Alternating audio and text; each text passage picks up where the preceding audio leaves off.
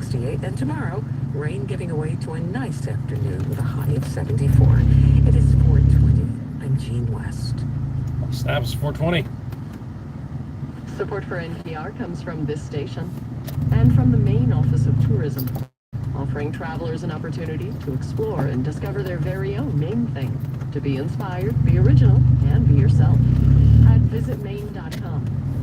From Fidelity Investments, taking a personalized approach to helping clients grow, preserve, That means for me, and with it manage being their 420, wealth. Learn more at it means I hit traffic. fidelity.com/wealth. That's all it means. Fidelity Brokerage Services, LLC. And from the John D. and Catherine T. MacArthur Foundation at macfound.org. From NPR News, this is All Things Considered. I'm Audie Cornish. And I'm Mary Louise Kelly with the latest installment in your Medical Know of Life series. NPR, along with Kaiser Health News, has received nearly 1,000 of your bills. They're often complicated, they're often expensive. A dozen listeners sent in bills for their air ambulance rides. And these stories are remarkably similar. A helicopter company charges tens of thousands of dollars for a ride. Insurance pays only a fraction, and the patient gets billed for the rest. NPR's Allison Kojak brings us one of those stories and a warning. There are graphic descriptions of the wound. Dr. Naveed Khan is a radiologist in the Dallas suburbs, and his life has changed in a lot of ways since he lost his left arm in December. Like how he cares for his 1-year-old son. How do I hold him while he's crying and at the same time heat up his bottle? He now depends on his wife to help him dress.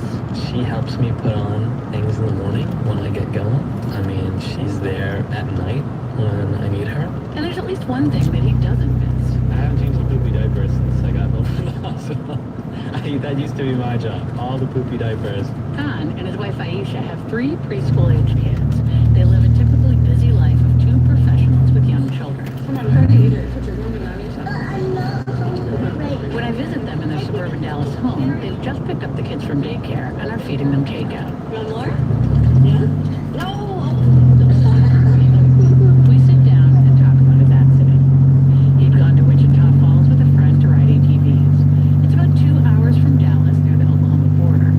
They went riding along the banks of the Red River, and then his friend told him to take the wheel. He said, all right, you get in the driver's seat, because at that point, he had mostly been doing the driving. Khan did a few circles in the sand and then turned back, and the ATV tipped over. In a second, I was on my side, realized that I couldn't move my arm much, He worked his way out of his seatbelt and took off his jacket. and when I looked down my arm, I had about a 6-inch wide exposed flesh gap that I could see below my forearm. And I could see muscle, I could see the fat, I could see the skin, the blood was pooling around it. Khan and his friend are both doctors, and they could see that this was serious. But they were pretty far from the road, so they made a tourniquet from his jacket. Then they struggled to get the ATV upright and on the trail again. I slumped into the side, and he just let it rip. And we just went as fast as we could. He was just gunning it. When they reached the road, he got into an ambulance. The ambulance brought Khan here to the emergency department at the United Regional Healthcare System in Wichita Falls. They told him that they couldn't treat him here, and he would need to go to the trauma center in Fort Worth by helicopter. They took one look at it and said, that is one of the worst form injuries we've ever seen.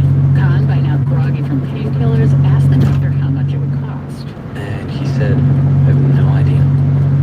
And I think they told either my friend or someone that, look, he needs to stop asking questions. He needs to get on that helicopter. He doesn't realize how serious this injury is. The helicopter brought him to the John Peter Smith Hospital in Fort Worth. Rajesh Gandhi, the head of trauma surgery there, shows me where Khan landed. This is our helicopter pad. Gandhi says in Khan's case, speed was important because the blood flow to his arm was compromised. If there's no blood going, that means there's no oxygen. There's no oxygen, that means those cells are going to die. Khan spent 3 weeks at JPS Hospital. He had 8 surgeries to try to save his arm, but in the end they weren't successful. His arm was amputated in December. Still, his doctor says time was crucial to any hope of saving it, and the helicopter added to that hope. But it came with a price. The helicopter company, Air Evac Life Team, called Khan just 3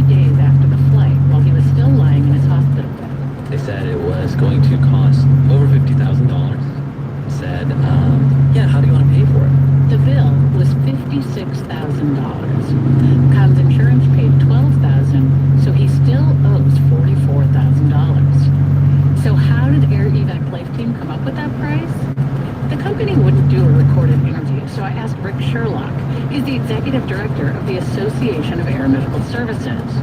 He says the average cost for an air ambulance ride is $10,200. But that number needs to be placed in context. You know, it costs roughly $3 million a year to run an air medical base. He says Medicare, which accounts for about half the air ambulance rides, pays only about $6,500, and Medicaid pays even less. You have to solve the problem of the vast under-reimbursement. So Air Evac Life Team and other medevac companies try to get people like Khan, who have insurance and maybe a good income, to pay the difference. But Dr. Ira Blumen says those helicopter rides don't need to cost that much. I think overall, we have too many helicopters, certainly the continental United States. Blumen is an ER doctor and runs the air ambulance program at the University of Chicago, and he tracks the industry more closely than just about anyone. He says the number of air ambulances grew dramatically in the early 2000s when private equity companies started buying them up and expanding. It's true that what Medicare reimburses is below that range of $10,000 to $12,000 that it would cost per flight. But if they were doing more flights because there were fewer aircraft, then there would be a better ratio for the reimbursement. He says that in the 1990s, helicopters generally flew more than 500 patients a year. At that rate, each ride today would cost less than $6,000. When I explain all this to Naveed Khan, he's angry. It's random, it's arbitrary, it's whatever price they want to set. And to put that on a person who's already been through what I've been through, I hate to say it, but it's cruel. Allison Kojak, NPR News. And if you have a medical bill you want to So a lot of fire trucks, ambulances, and police cars head in that direction.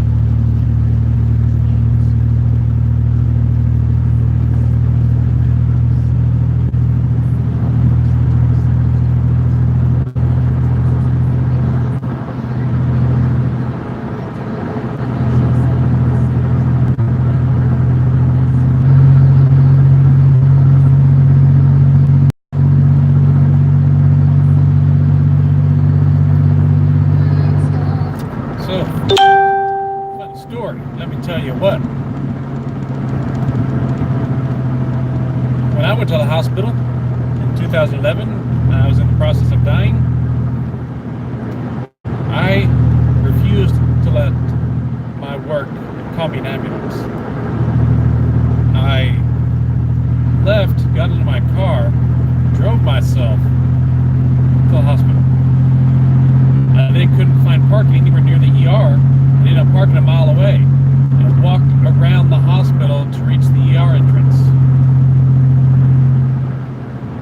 So I didn't want to pay the ambulance ride rate because it's stupid expensive. I mean, obviously helicopter rides are even more expensive, but ambulance rates by themselves, hella stupid.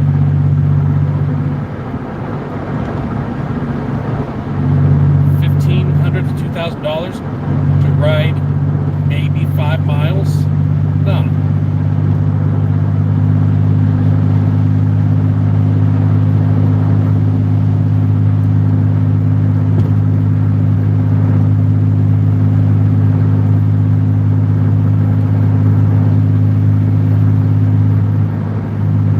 I then proceeded to spend about 3 months in the hospital. Died multiple times, came back. Like I coded, I didn't stay completely dead. I came back, so I was only out for like a few seconds here and there. But I did code a couple times. All at the same time, it was all separate days too.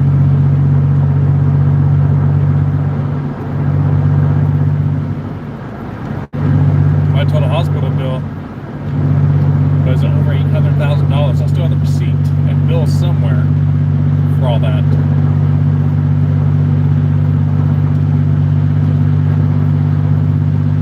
It averages out to about $200,000 a month for a hospital stay per month.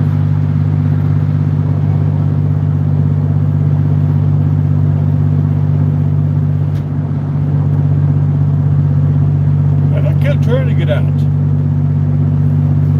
I kept trying to leave earlier. But like, I'm feeling better. But your stomach's still split wide open. Yeah, if I'm feeling better, can I go home? This is going to be expensive. I don't want to pay this.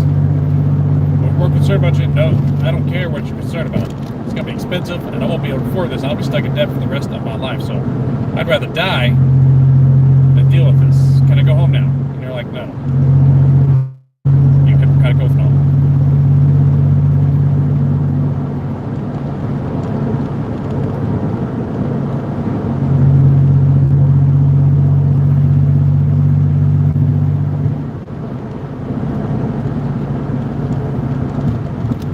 Some miracle, my entire hospital stay ended up being paid for by insurance.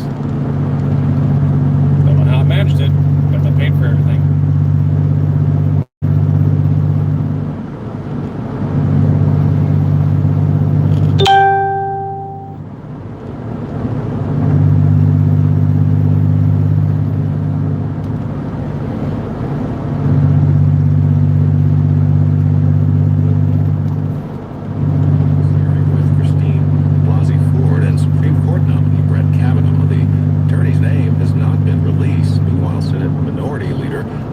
Says Kavanaugh has been evasive throughout the process. The American people see what's going on. They're looking at Judge Kavanaugh.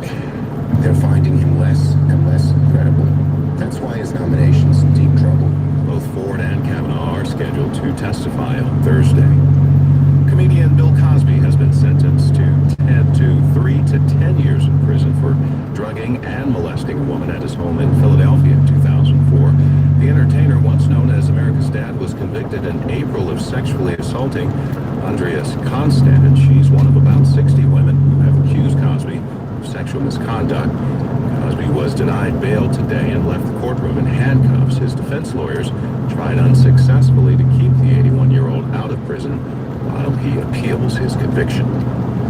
You're listening to NPR News.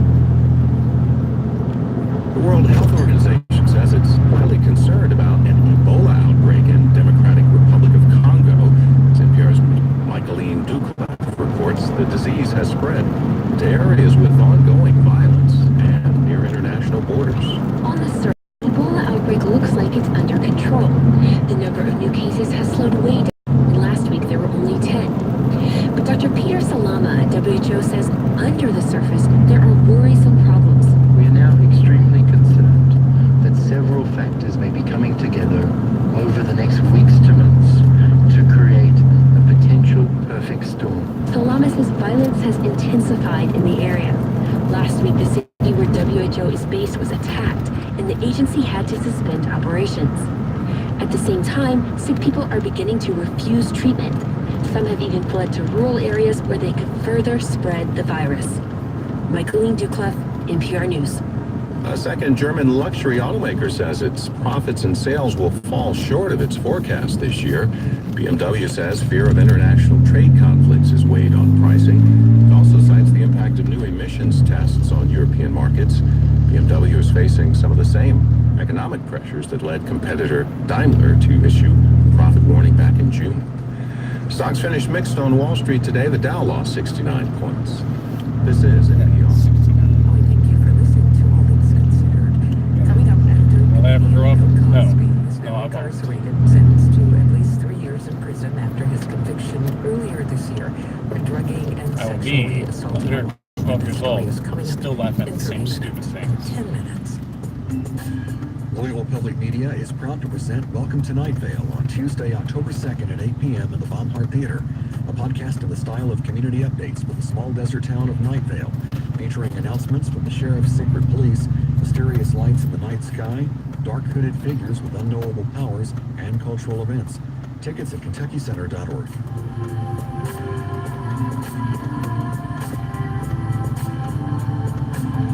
78 degrees. A flash flood watch is in effect until... What?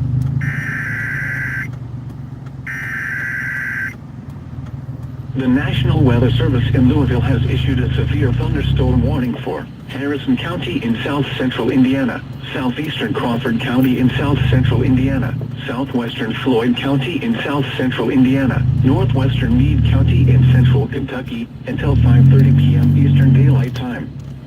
At 4:26 p.m. Eastern Daylight Time, a severe thunderstorm was located 7 miles south of Carefree Town, moving east at 20 miles per hour. Expected hazards include 60 miles per hour wind gusts. This is a radar-indicated threat. The following impacts are expected. Expect damage to roofs, siding, and trees. Saturated soils from recent rains could allow trees to topple over in the stronger wind gusts. Locations impacted include Gordon, Lanesville, Leavenworth, Elizabeth, New Middletown, New Amsterdam, Rosewood, White Cloud, Fishtown, and Central. For your protection, move to an interior room on the lowest floor of a building. Torrential rainfall is occurring with this storm and may lead to flash flooding. Do not drive your vehicle through flooded roadways.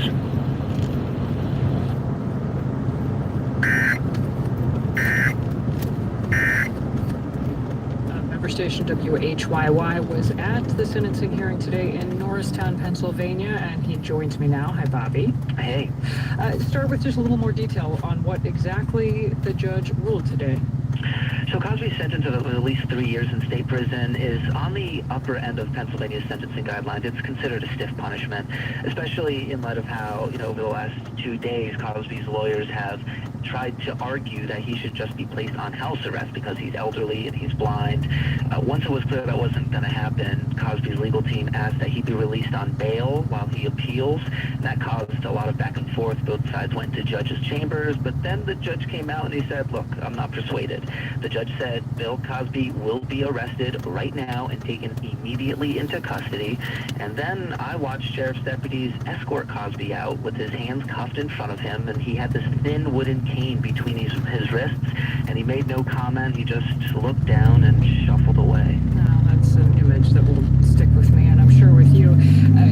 You mentioned that this is not exactly what the defense had wanted to come out of today's proceedings. It's also not what the prosecution wanted. What the prosecution wanted, I'll get it out eventually. They had wanted more time for it. Yeah, that's right. So the maximum possible punishment under Pennsylvania law for aggravated indecent assault, which is what Cosby was convicted of by the jury in April, is 10 years behind bars. The prosecution knew they were aiming really high by going for the absolute max. Under the guidelines for someone like Cosby with no prior record, the top range is 4. So 3 to 10 years, the prosecution said, is still something they're okay with, they're satisfied with. Yeah, we mentioned he was also officially declared a sexually violent predator. What's the significance of that? Yeah, so it's almost like a modern day scarlet letter in a way. It's this lifetime designation reserved for the most dangerous sexual offenders. And what it basically means is that once Cosby is released, he'll have to attend monthly counseling. It also means if he wants to travel, he's got to alert state police about his whereabouts. And for the rest of Bill Cosby's life, he'll be a registered sexual offender. And that information is sent to local schools and his neighbors in suburban Philadelphia. What was the reaction like in the courtroom today as this ruling was read out? Yeah, so or as the sentencing was read out, I should say. Yeah, the courtroom was extremely crowded, and Cosby's main accuser, Andrea Constant, and her family sat in the first row.